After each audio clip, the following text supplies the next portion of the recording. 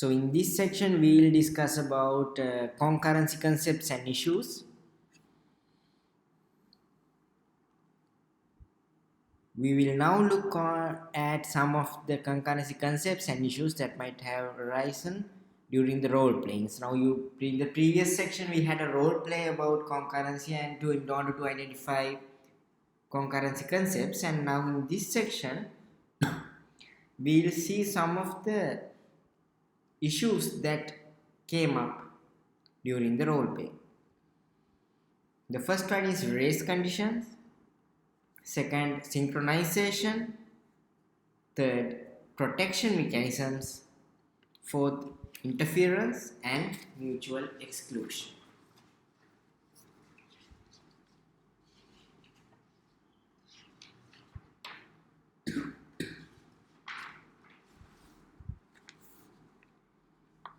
So when it comes to race conditions, so when a number of processes are executed in parallel, the speed at which they execute cannot be determined. So when we have parallel processes executing, we cannot determine the speed in which they are executed. So we cannot determine the speed.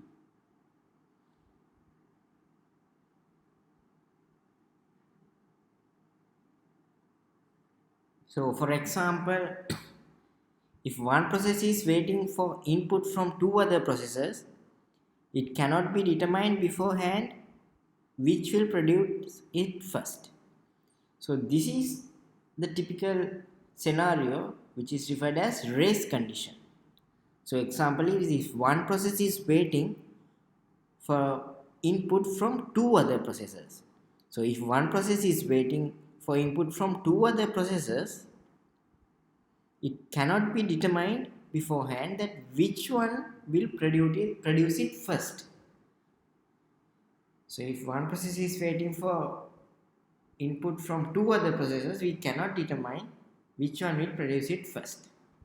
So this type of scenario is called race conditions.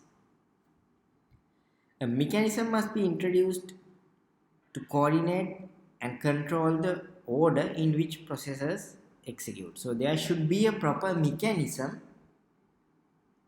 in order to coordinate and control in order which processes execute.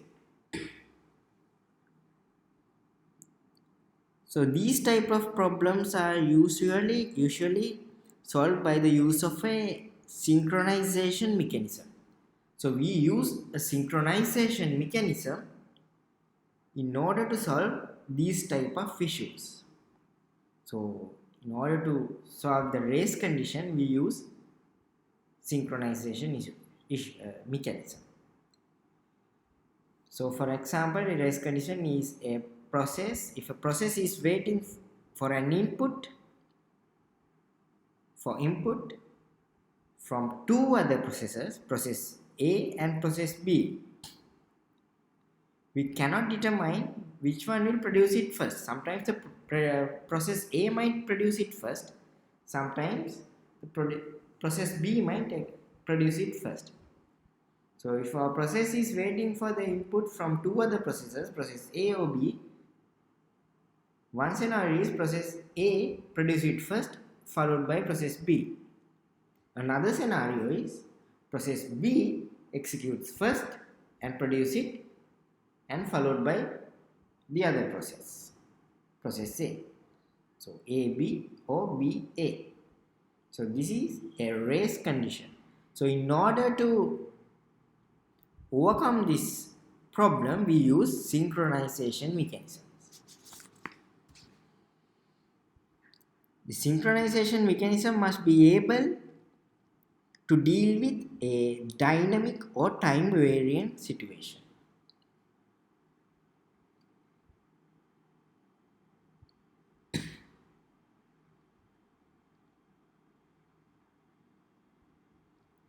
So the synchronization should have following properties. It should have the ability to detect actions performed by interacting processes. So it should have the ability to detect the actions performed by interacting processes and the ability to permit the transfer of data at appropriate time.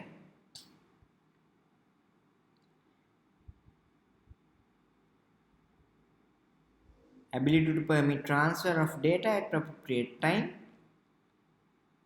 and detect actions performed by interacting processes. So those two are important properties.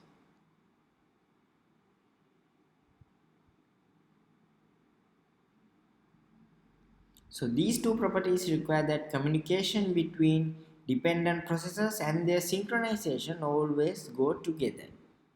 Right? So we need to have these properties.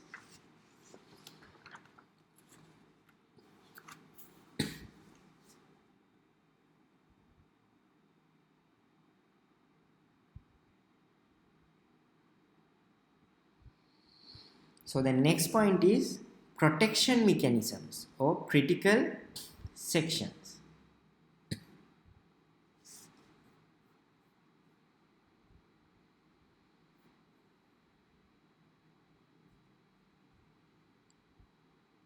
So we need to have protection mechanisms. A synchronization mechanism must be augmented by a protection mechanism to stop interference between concurrently executing processes. A protection mechanism should be there to stop interference between concurrently executing processes. Now, in concurrent programs, there will be processes which execute concurrently, and a synchronization mechanism must be augmented by a protection mechanism in order to stop the interference between concurrently executing processes.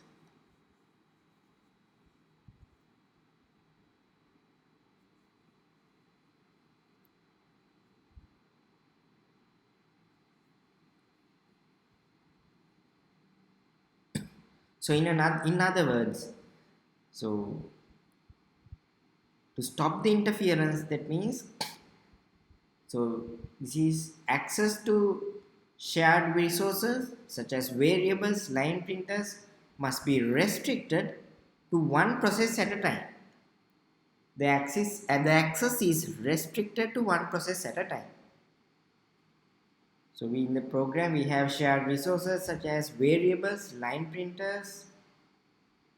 So the access must be restricted to one process at a time.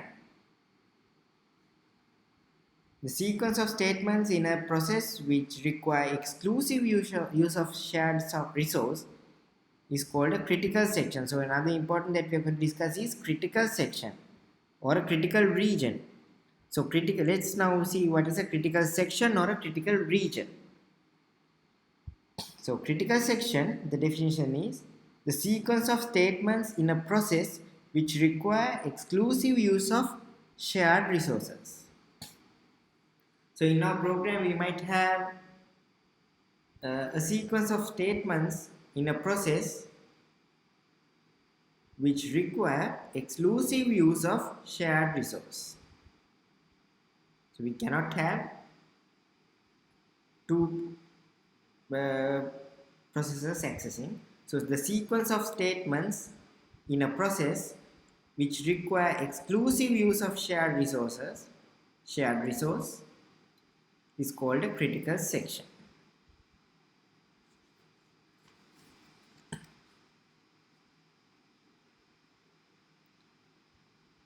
So avoiding interference.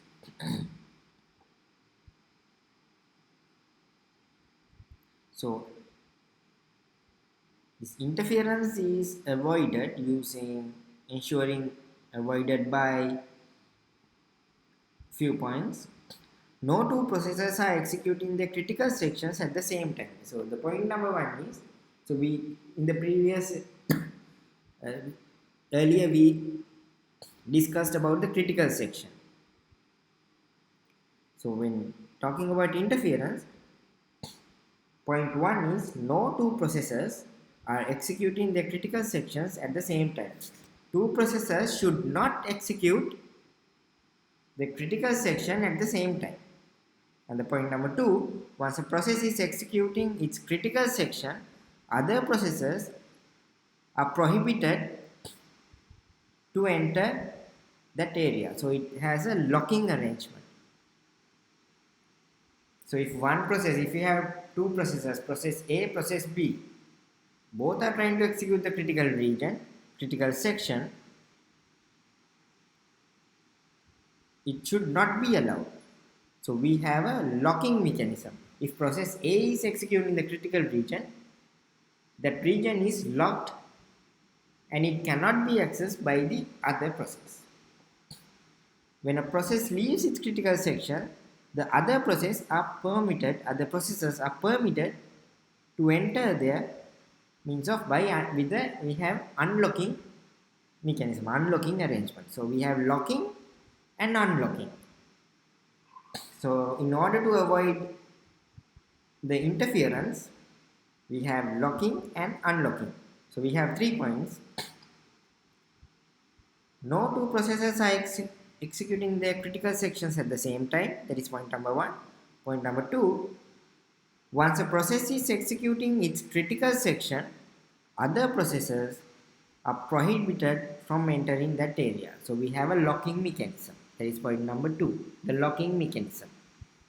Point number 3, when a process leaves its critical section, other processes are permitted to enter. So they have the unlocking mechanism, the unlocking arrangement.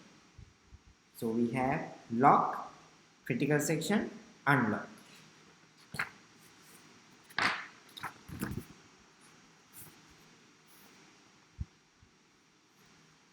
So we discussed race conditions, synchronization, protection mechanisms, and interference in this session. So in the next part, we'll be discussing the other areas.